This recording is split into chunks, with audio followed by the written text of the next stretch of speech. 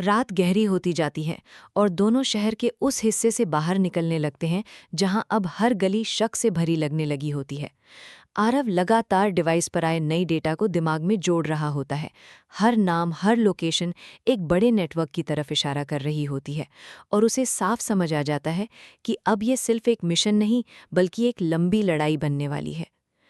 कुछ देर बाद वे एक पुराने बस डिपो के पास रुकते हैं, जहां अब ज्यादा हलचल नहीं होती। टूटी हुई बेंचें और आधे जले हुए लाइट पोल उस जगह को और सुनसान बना रहे होते हैं। आरव इधर-उधर नजर डालता है और फिर आयरा को बैठने का इशारा करता है। आयरा चुपचाप बैठ जाती है। उसके चेहरे पर थकान साफ दिखाई देती है, लेकिन उसकी आंखों में अब भी वही जिद होती है कि वो पीछे नहीं हटेगी। आरव उसके सामने खड़ा रहता है और कुछ सेकंड तक उसे देखता है, फिर धीरे से कहता है कि आगे जो भी होगा वो और मुश्किल होगा और शायद पहले से ज्यादा खतरनाक भी। आयरा उसकी बात सुनती है और हल्की सी मुस्कान के साथ कहती है कि अब डरने का समय निकल चुका है। उसकी ये बात सुनकर आरव के चेहरे पर एक हल्की सी शांति आती है, जैसे उसे यकीन हो गया हो कि वो अकेला नहीं है। वो फिर डिवाइस खोलता है और उसमें मौजूद डेटा को एक बार फिर चेक करता है। इस बार उसे एक खास लोकेशन पर बार बार सिग्नल दिखाई देता है जो बाकी सबसे अलग होता है।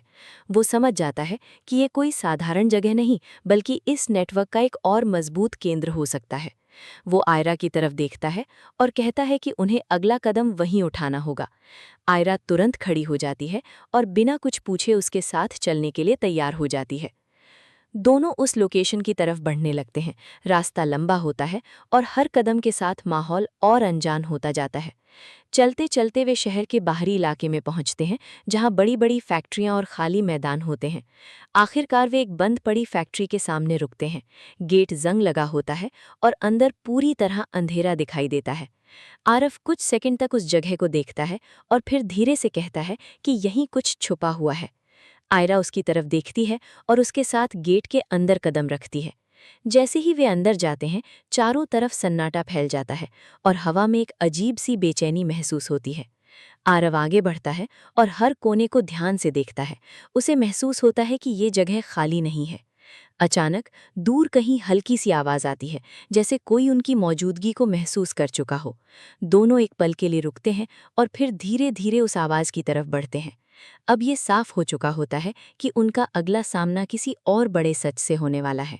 फैक्ट्री के अंदर कदम बढ़ाते हुए दोनों की चाल अपने आप धीमी हो जाती है।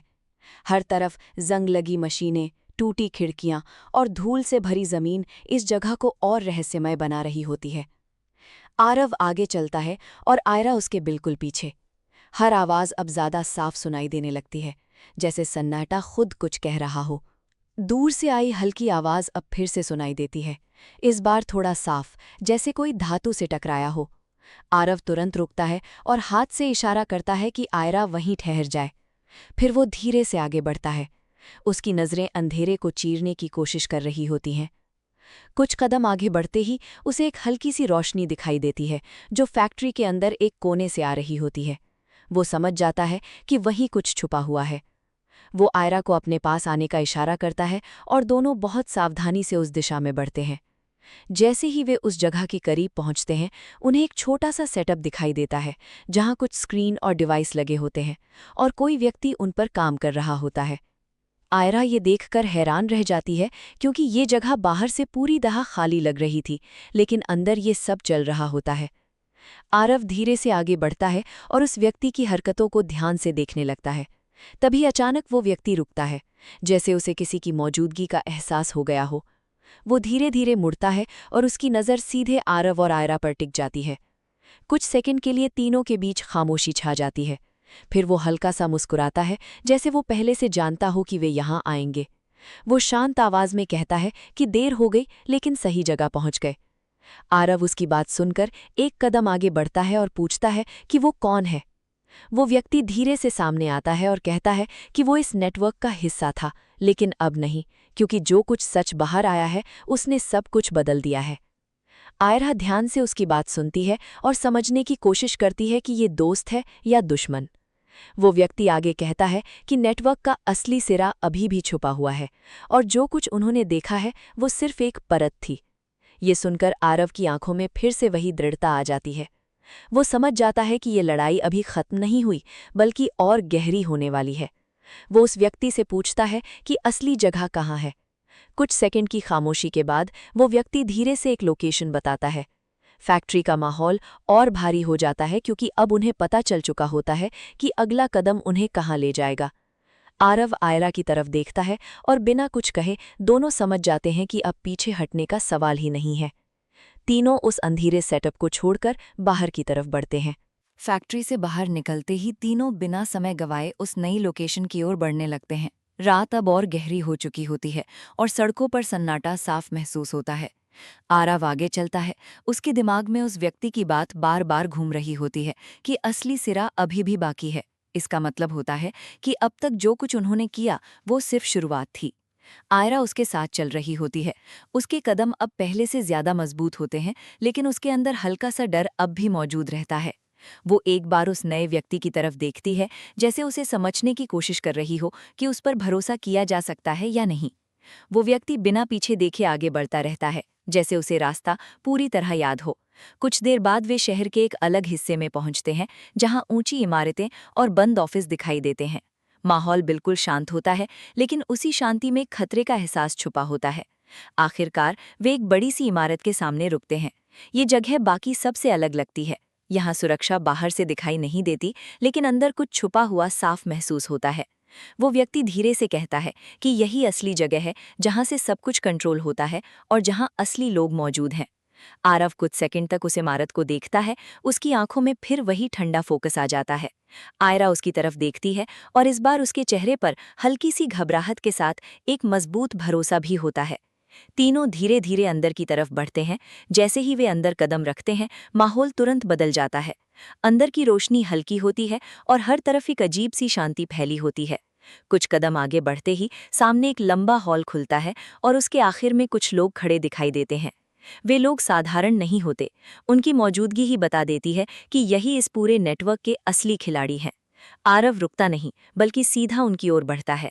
उसकी चाल में अब कोई हिचक नहीं होती।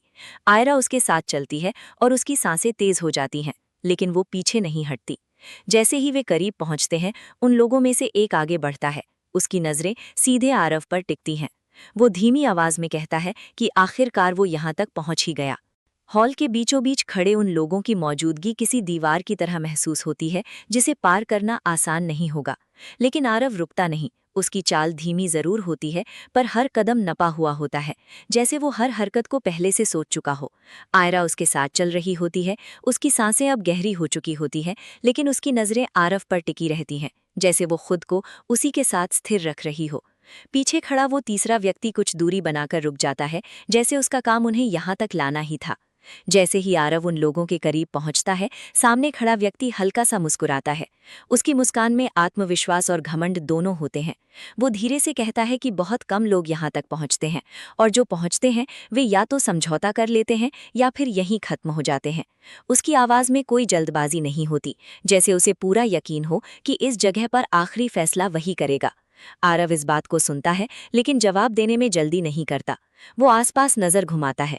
हॉल के चारों कोनों में खड़े लोग हर मूवमेंट पर नजर रख रहे होते हैं।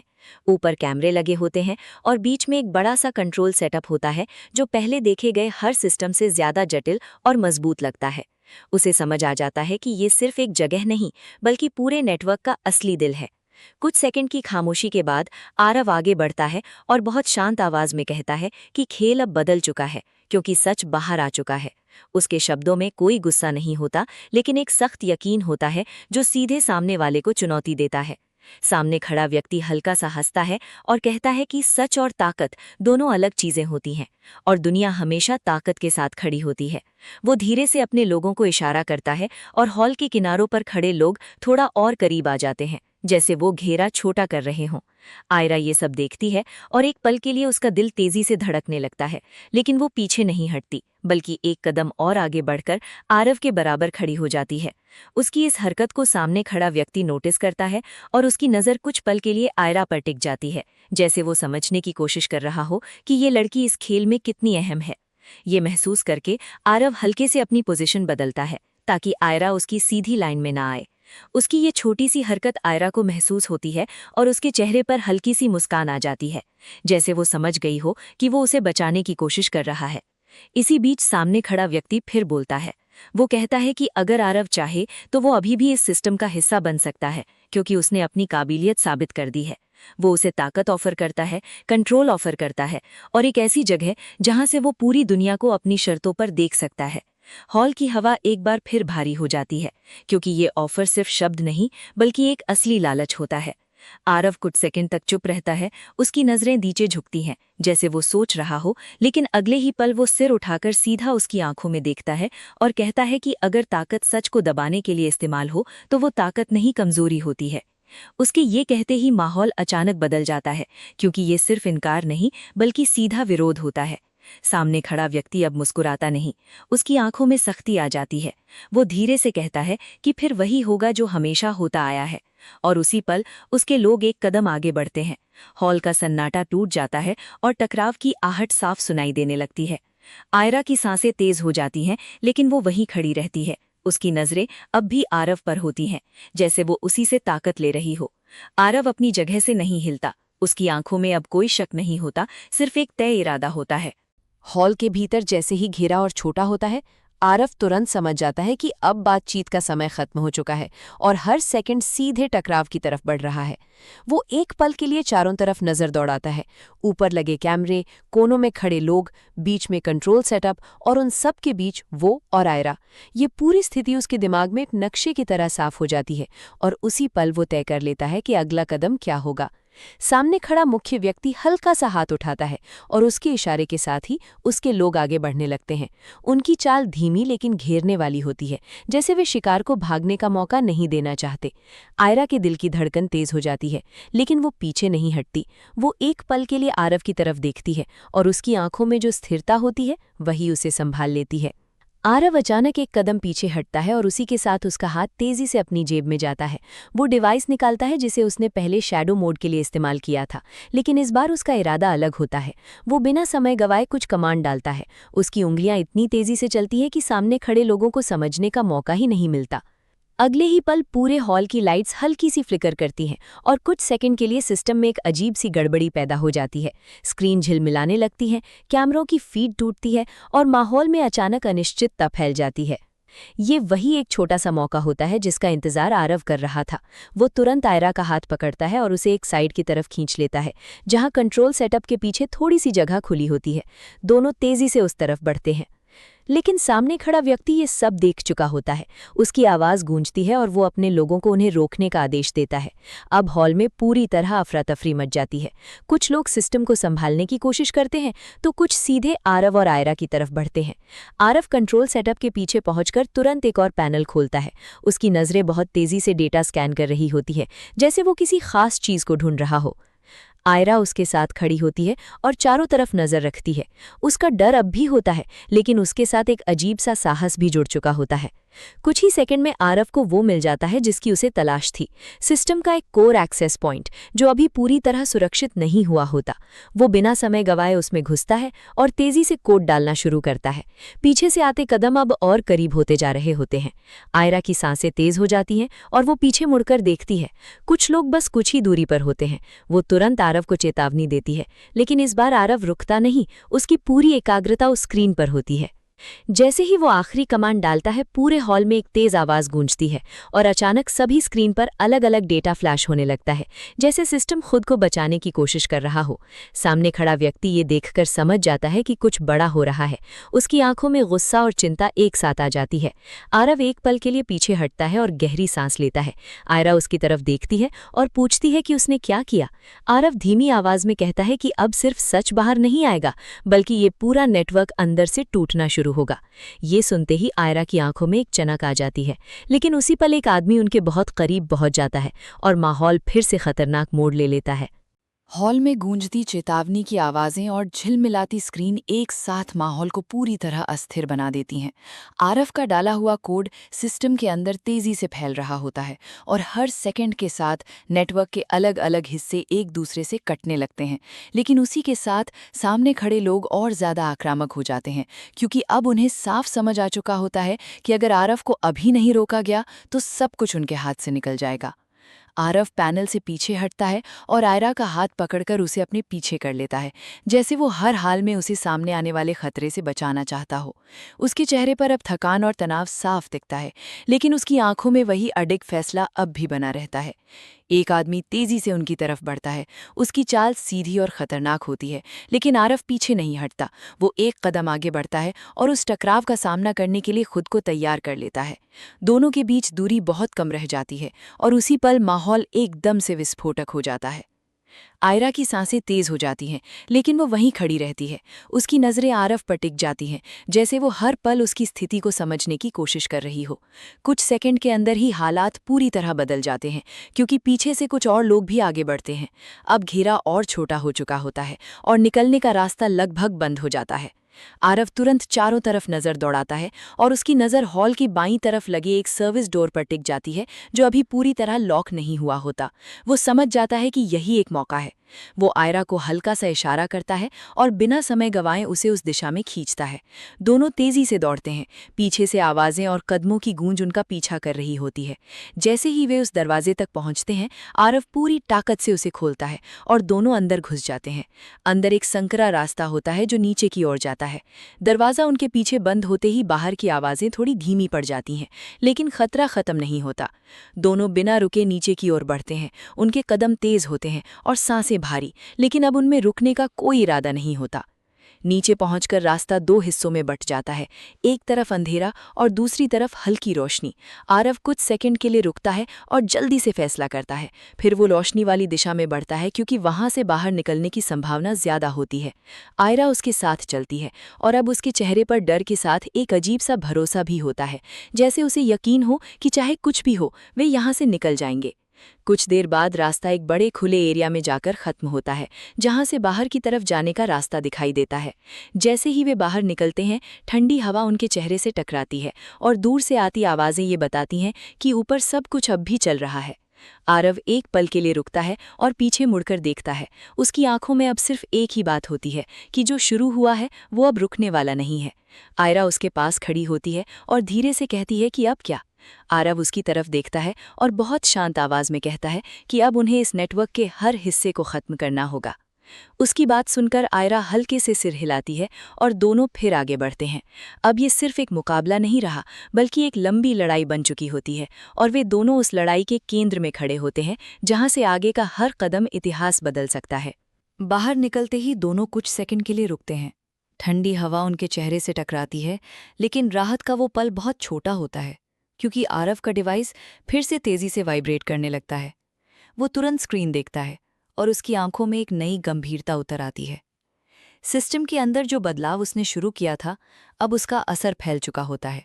कई जगहों से सिग्नल बंद हो रहे होते हैं और कुछ नए लोकेशन एक्टिव हो रहे होते हैं, जैसे नेटवर्क खुद को बचाने के लिए अपने हिस्सों को शिफ्ट कर रहा हो। आयरा उसकी तरफ देखती है और समझ जाती है कि मामला अभी खत्म नहीं हुआ। वो बिना पूछे ही उसके पास आकर खड़ी हो जाती है, जैसे अब हर अगला कदम साथ ही उठाना है। आरव धीरे से कहता है कि उन्होंने सिस्टम को चोट तो दी है, लेकिन वो अभी भी जिंदा है और अब पहले से ज्यादा खतरनाक होगा, क्योंकि अब उसे पता है कि कोई उसे खत्म करने आया है। कुछ ही देर में दूर से आती गाड़ियों की आवाज़ सुनाई देने लगती है। लाइट्स पास आती दिखती हैं और माहौल फिर से अलर्ट हो जाता है। आरव तुरंत आसपास नजर दौड़ाता है और पास खड़ी एक पुरानी गाड़ी की तरफ इशारा करता है। दोनों जल्दी से उसकी तरफ बढ़ते हैं। गाड़ी स्टार्ट होते ही वे उस जगह से दूर निकल जाते हैं। शहर की सड़कों पर दौड़ती गाड़ी के अंदर कुछ सेकंड तक खामोशी रहती है। सिर्फ इंजन की आवाज़ और बाहर की भागती रोशनी ही सुनाई देती है। आयरा खिड़की के बाहर देखती है और फिर धीरे से कहती है कि ये सब खत्म कब होगा। उसकी आवाज़ में थकान होती है, लेकिन उम्मीद अब भी बनी रहती है। आरव स्टीयरिंग पर नज़र टिकाए कहता है कि ये तब खत्म होगा जब नेटवर्क का आखिरी सिरा भी टूट जाएगा और कोई भी उसे दोबारा खड़ा नहीं कर पाएगा। कुछ देर बाद वो गाड़ी एक सुनसान रास्ते पर मोड़ देता है और धीरे धीरे शहर से दूर निकलने लगता है। उसे पता होता है कि अब उन्हें कुछ समय के लिए छुपकर अगली चाल की तैयारी करनी होगी। कुछ किलोमीटर आगे जाकर वो गाड़ी रोकता है। वहां एक पुराना फार्म हाउस जैसा ढांचा होता है जो लंबे समय से खाली पड़ा लगता है। दोनों गाड़ी से उतरते हैं और अंदर की तरफ बढ़ते हैं। जगह सुनसान होती है, लेकिन फिलहाल सुरक्षित लगती है। अंदर पहुंचकर आरव दरवाजा बंद करता है और तुरंत डिवाइस को टेबल पर रखकर नए डेटा को चेक करने लगता है। स्क्रीन पर कई नई फाइल्स खुलती हैं, जिनमें कुछ ऐसे नाम और जगहें होती हैं जो पहले सामने नहीं आई थीं। आयरा उसके पास आकर खड़ी होती है और ध्यान से स्क्रीन को देखती है। उसे अब समझ आने लगता है कि ये नेटवर्क कितना गहरा और फैला हुआ है। आरव धीरे से कहता है कि असली लोग अभी भी सामने नहीं आए हैं और वे अब अपनी अगली चाल चलने वाले हैं। आयरा उसकी तरफ देखती है और इस बार उसकी आंखों में डर नहीं बल्कि एक ठोस निर्णय दिखाई देता है। वो कहती है कि अगर ये लड़ाई लंबी है तो वे भी रुकने वाले नहीं हैं। उन दोनों के बीच ये एक छोटा सा पल होता है, लेकिन इसमें उनका पूरा इरादा साफ हो जाता है। बाहर रात और गहरी हो चुकी होती है, लेकिन इस अंधेरे के बीच ये तय हो चुका होता है कि अगला कदम और भी बड़ा होने वाला है। आरव स्क्रीन को बंद करता है और गहरी सांस लेकर खड़ा होता है। उसकी आंखों में अब थकान के साथ एक नई आग होती है।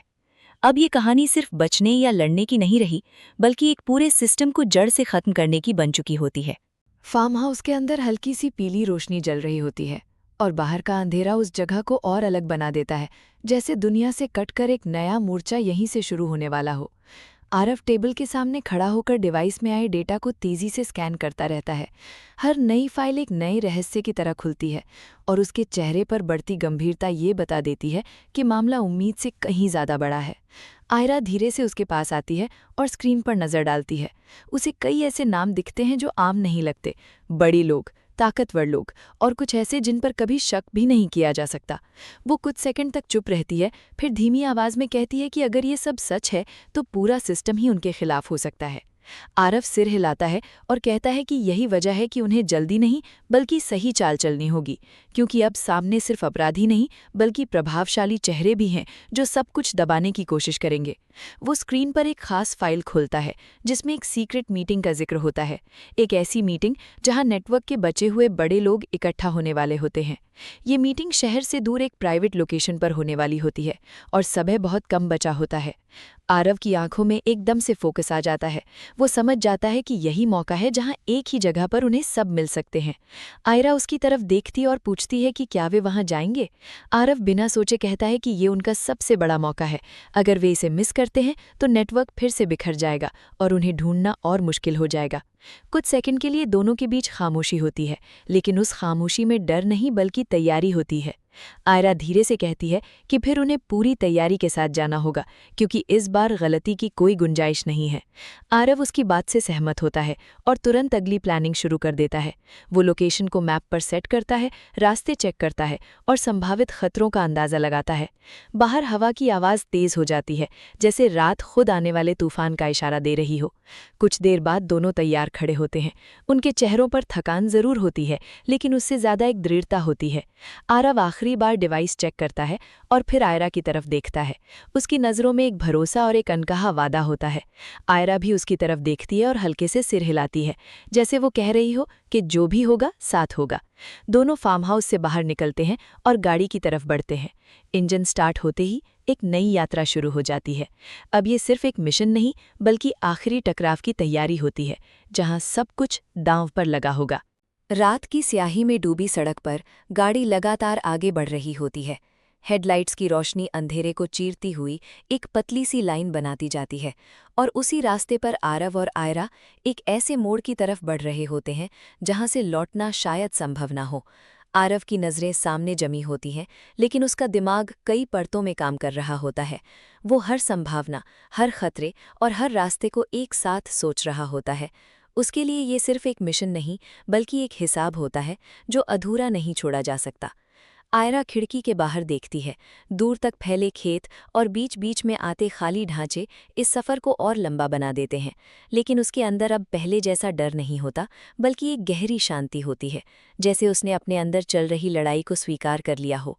वो धीरे से आरव की तरफ देखती है और कुछ कहे बिना ही समझ जाती है कि वो भी यही महसूस कर रहा है कि अब जो होने वाला है वो सब कुछ बदल देगा। काफ़ी देर की ड्राइव के बाद गाड़ी एक कच्चे रास्ते पर मुड़ती है, जहां दूर एक बड़ी सी प्रॉपर्टी दिखाई देने लगती है। ऊंची दीवारें, गेट पर सीमित लेकिन सख्त सुरक्षा और अंदर हल्की रोशनी, ये सब मिलकर उस जगह को सामान्य से अलग बना देते हैं। आरव गाड़ी को थोड़ा दूर रोकता है और इंजन बंद कर देता है। दोनों कुछ सेकंड तक चुपचाप उस जगह को देखते रहते हैं, जैसे वो उस माहौल को पढ़ने की कोशिश कर रहे हों। आरव धीरे से कहता है कि यही वो जगह है जहां आज सब इकट्ठा होंगे, और अगर उन्हें कुछ करना है तो यही मौका है। उसकी आवाज़ में कोई हिचक नहीं होती, लेकिन एक गहरी गंभीरता होती है। आयरा सिर हिलाती है और कहती है कि इस बार उन्हें सिर्फ अंदर जाना नहीं, बल्कि सही समय का इंतज़ार भी करना होगा, क्योंकि एक गलत कदम सब कुछ खत्म कर सकता है। दोनों गाड़ी से उतरते हैं और अंधेरे का सहारा लेकर धीरे धीरे उस प्रॉपर्टी की तरफ बढ़ते हैं। दीवार के पास पहुंचकर आरव एक साइड रास्ता ढूंढता है और कुछ ही देर में उसे एक कम सुरक्षित हिस्सा मिल जाता है। वो आयरा को पहले अंदर जाने में मदद करता है और फिर खुद भी अंदर आ जाता है। अंदर का माहौल बाहर से बिल्कुल अलग होता है। एक बड़ा सा लॉन होता है, जिसके पार एक शानदार इमारत खड़ी होती है। खिड़कियों से आती रोशनी और अंदर चलते लोगों की परछाइयाँ साफ दिखाई देती हैं। ये कोई साधारण मीटिंग नहीं, बल्कि एक बहुत बड़ा जमावड़ा होता है। आरव और आयरा पेड़ों और अंधेरे के बीच छुपते हुए आगे बढ़ते हैं। हर कदम बहुत संभल कर रखा जाता है, ताकि कोई आवाज़ ना हो। इमारत के करीब पहुंचते ही उन्हें अंदर से हल्की बातचीत की आवाज़ें सुनाई देने लगती हैं।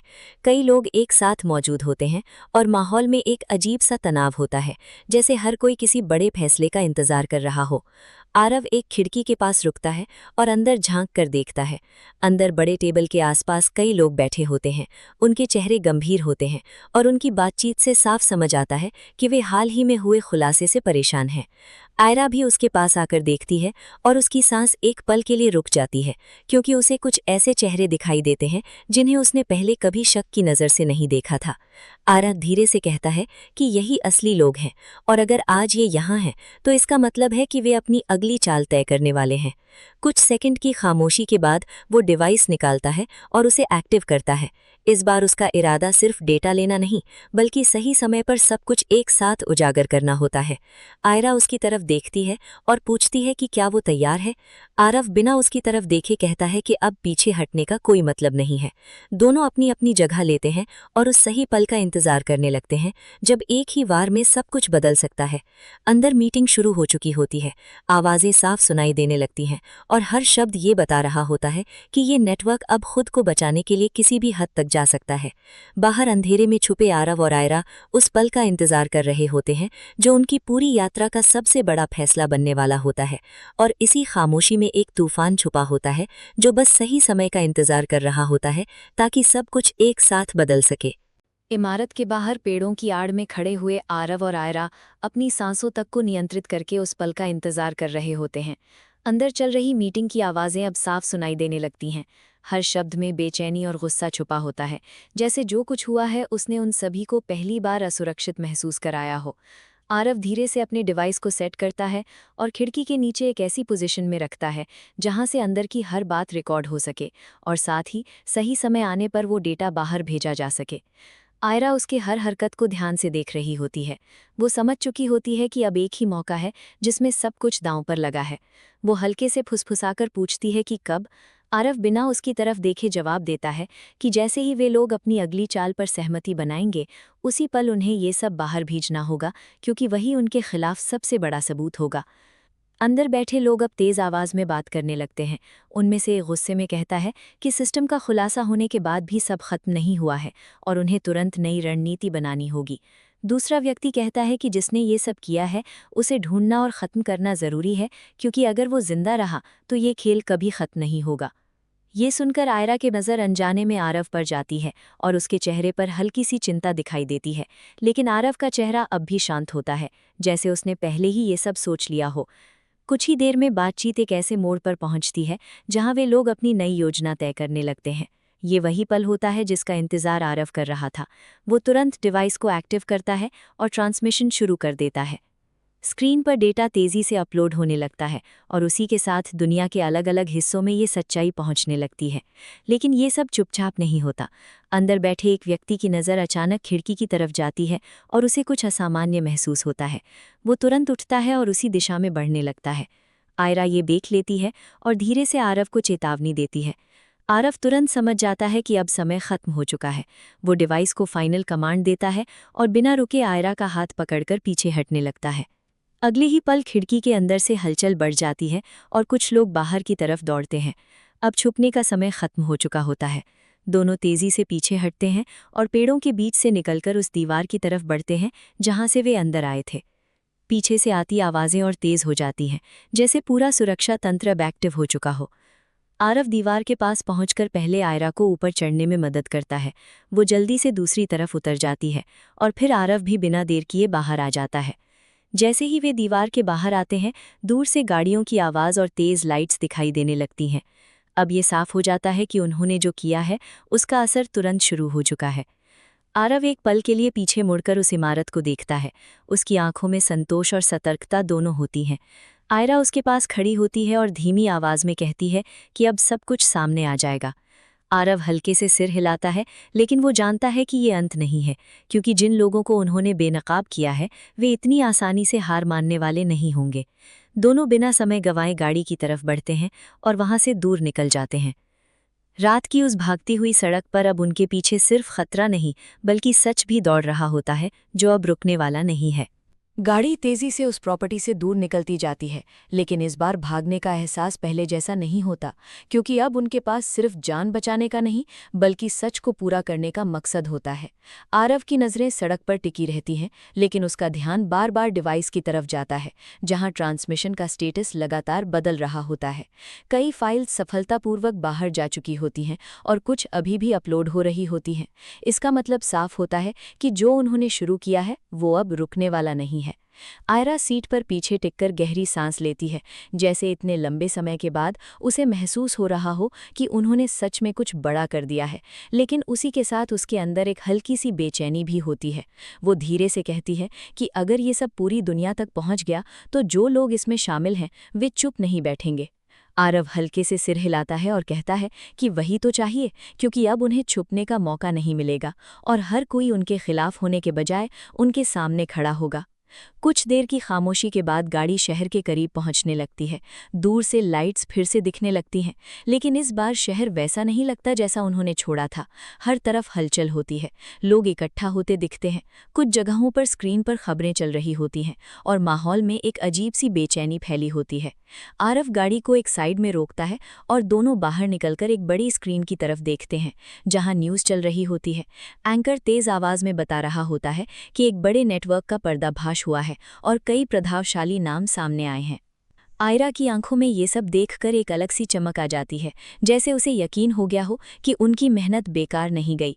लेकिन उसी पल स्क्रीन पर एक और खबर चलती है, जिसमें कहा जाता है कि कुछ मुख्य लोग अब भी फरार हैं और उन्हें पकड़ने के लिए हर संभव कोशिश की जा रही है। आरव ये सुनकर शांत खड़ा रहता है। उसकी आंखों में अब भी वही सतर्कता बनी रहती है, क्योंकि वो जानता है कि यही लोग अब सबसे बड़ा खतरा बनने वाले हैं। उसी समय उसका डिवाइस फिर से वाइब्रेट करता है। वो स्क्रीन देखता है और उसका चेहरा और गंभीर हो जाता है। आयरा उसकी तरफ देखती है और पूछती है कि क्या हुआ। आरव धीमी आवाज में कहता है कि कुछ लोगों ने अपनी लोकेशन बदल ली है और वे शहर छोड़ने की कोशिश कर रहे हैं। अगर वे निकल गए तो उन्हें फिर ढूंढना बहुत मुश्किल हो जाएगा। कुछ सेकंड के लिए दोनों के बीच खामोशी छा जाती है, लेकिन इस बार ये खामोशी थकान की नहीं, बल्कि अगले फैसले की होती है। आयरा उसकी आंखों में देखती है और कहती है कि उन्हें अभी जाना होगा। आरव बिना कुछ कहे सिर हिलाता है और तुरंत गाड़ी की तरफ बढ़ता है। दोनों फिर से उसी रफ्तार में लौट आते हैं जहां हर सेकंड मायने रखता है। गाड़ी एक बार फिर सड़क पर दौड़ने लगती है, लेकिन इस बार दिशा साफ होती है और लक्ष्य भी।